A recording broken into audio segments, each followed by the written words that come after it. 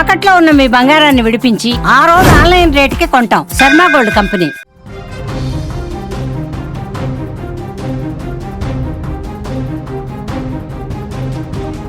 ఏపీలో వరుస ప్రమాదాలు ప్రయాణికులను భయాందోళనకు గురిచేస్తున్నాయి. కర్నూలు బస్సు ప్రమాద ఘటన ఇంకా మరవక ముందే ఏదో ఒక చోట ఇలాంటి ప్రమాదాలు కలవరపెడుతున్నాయి. తాజాగా కర్నూలు జిల్లా శివారులో మరొక బస్సు ప్రమాదం తప్పింది. పాండిచ్చేరి నుంచి హైదరాబాద్కు వస్తున్న కావేరీ ట్రావెల్స్ బస్సు కర్నూలు సమీపంలోకి రాగానే అదుపు తప్పింది. దీంతో రోడ్డు డివైడర్ను దాటి పక్క రోడ్డులోకి దూసుకుపోయింది ఆ బస్సు. అయితే ఆ సమయంలో అటువైపు నుంచి ఎలాంటి వాహనాలు రాకపోవడంతో పెను ప్రమాదం తప్పింది.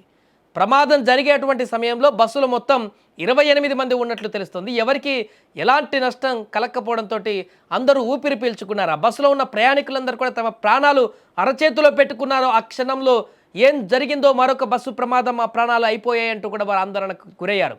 కానీ అదృష్టవశాత్తు ఎవరికి ఏమి కాకపోవడంతో ఊపిరి పీల్చుకున్నారు. కానీ ఒక భారీ ప్రమాదం ఇది. అవతల రోడ్డులో ఏ ఒక్క వాహనం ఎదురొచ్చినా కూడా పెను ప్రమాదంగా మారేటువంటి అవకాశం ఉండేది. అదృష్టవశాత్తు అలాంటి పరిణామం చోటు చేసుకోలేదు. ఇక ఈ ప్రమాదానికి సంబంధించిన పూర్తి వివరాలు తెలుసుకుందాం. కర్నూలు నుంచి మా ప్రతినిధి కిరణ్ ఫోన్ లైన్లో మరిన్ని వివరాలు అందిస్తారు. కిరణ్, ఈ ప్రమాదం ఎలా జరిగింది, దీనికి సంబంధించిన వివరాలు ఏంటి?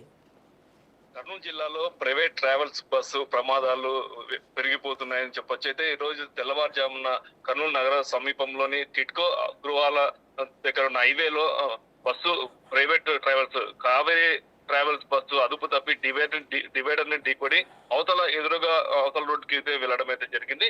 ఈ ప్రైవేట్ ట్రావెల్స్ బస్సు పాండిచేరి నుండి హైదరాబాద్ కి వెళ్తున్న సమయంలో ఈ ప్రమాదం అయితే చోటు చేసుకుంది. బస్సులో దాదాపు 29 మంది ప్రయాణికులు ఉన్నట్టయితే తెలుస్తుంది.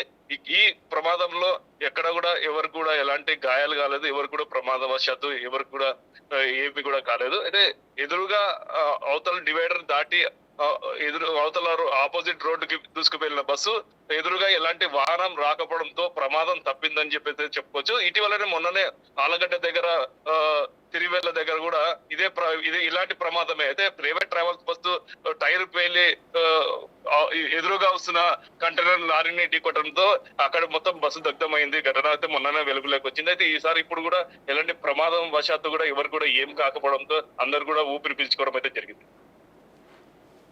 Right, thank you Kiran.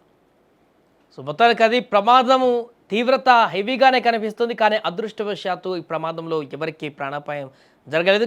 కొన్ని రోజుల క్రితమే టైరు పేలినటువంటి ఘటనలో అదొక బస్సు ప్రమాద ఘటన చూసాం. అంతకుముందు జరిగినటువంటి కర్నూలు అగ్ని ప్రమాద ఘటన చూసాం. ఇప్పుడు మరొక ప్రైవేట్ ట్రావెల్స్ బస్సు అదే ప్రాంతంలో అదే హైవే మీద ఇలాంటి మరొక ప్రమాదానికి గురి కావడం ఒక్కసారిగా అటువైపు వెళ్తున్నటువంటి వాహనదారులను కూడా భయాందోళనకు గురి చేస్తుంది. ప్రైవేట్ ట్రావెల్స్ బస్సులే పదే పదే ప్రమాదాలకు గురవుతున్నాయి, అదే ప్రాంతాల్లో గురవుతున్నాయి, అదే పొజిషన్లో ఈ రకమైనటువంటి భయాందోళన వాతావరణాన్ని క్రియేట్ చేస్తున్నాయి. ప్రయాణికులు మాత్రం గుండెలు అరచేతుల్లో ప్రాణాలు పెట్టుకొని వారి గుండెలు గుబేలుమంటూ కూడా అక్కడ ప్రయాణాన్ని కొనసాగిస్తున్నటువంటి సందర్భం ఉంది. ఏదేమైనా కూడా అర్ధరాత్రి జరిగినటువంటి పెను ప్రమాదం అయితే అక్కడ వెళ్ళేటువంటి రహదారిలో వెళ్ళేటువంటి తోటి వాహనదారులను కూడా ఉలికి పడేలా చేసింది.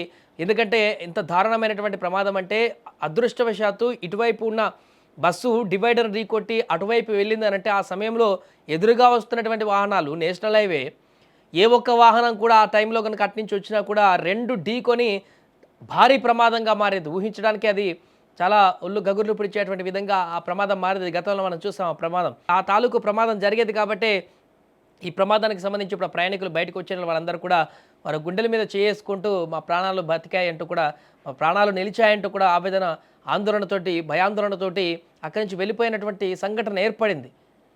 పూర్తిగా ఏ దేవుడు మమ్మల్ని రక్షించాడంటూ కూడా వారు ఆర్తనాదాలు కన్నీళ్లు పెట్టుకుని అక్కడి నుంచి వెళ్ళినటువంటి సందర్భం ఉంది. ఏదేమైనా కూడా మరొకసారి కర్నూలు జిల్లాలో చోటు చేసుకున్నటువంటి ఒక బస్సు ప్రమాద ఘటన అయితే ఉలిక్కిపడేలా చేసింది.